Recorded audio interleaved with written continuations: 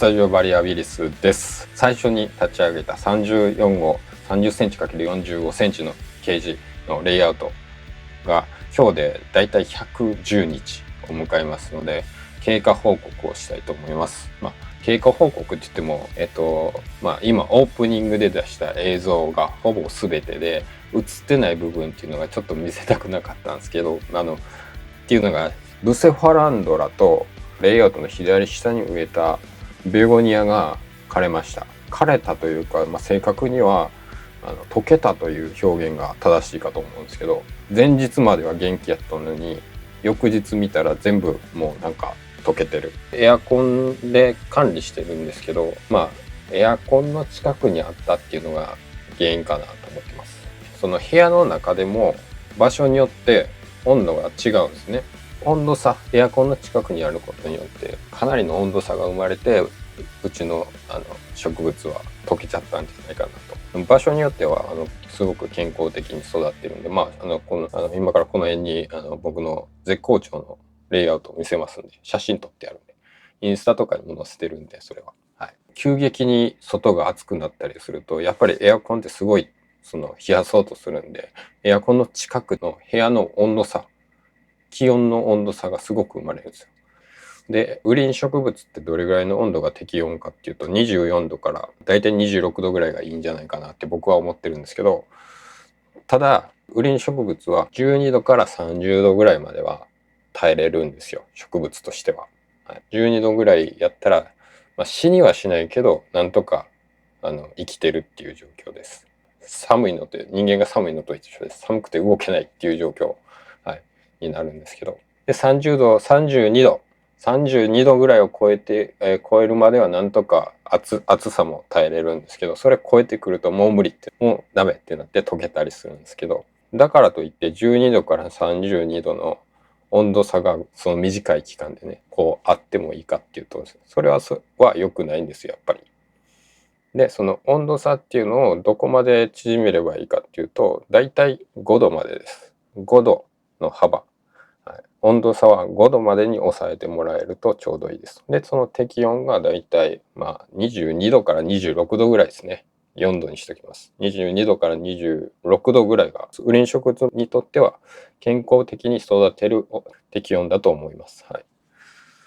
でそっからの今に至ったのがその最初のオープニングで流れた映像です。で、ここからさらに、溶けちゃったんで寂しくなったってなんかおかしいですね。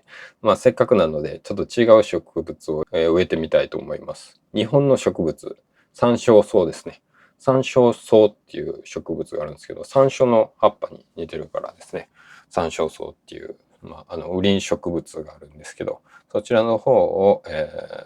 植えていきたいと思います。それでは行ってみましょう。ゴー。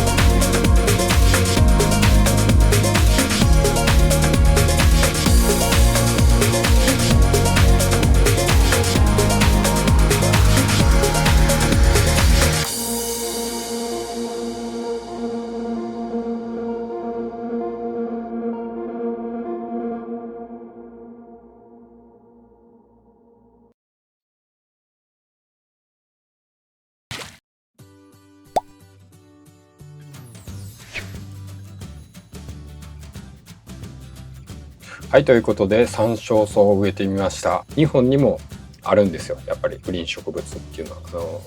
は。湿潤な環境に生えてる植物っていうのはあるんですね。熱帯雨林じゃなくても日本の植物でもグリーン植物っていうのはありますので、探してみて使ってみるのも面白いんじゃないでしょうか。今回のこのケージを立ち上げてから110日が経ちましたが、これぐらいになってくるとグリーン植物を育てる環境としては落ち着いてきますので、その中でまた新しい植物を導入してみるっていうのもパルダリウムの楽しみの一つかと思います。今回山椒草を植えましたので、そちらの、経過もまた報告したいと思います。ということで今日はここまでにしたいと思います。ご視聴ありがとうございました。それではさようなら。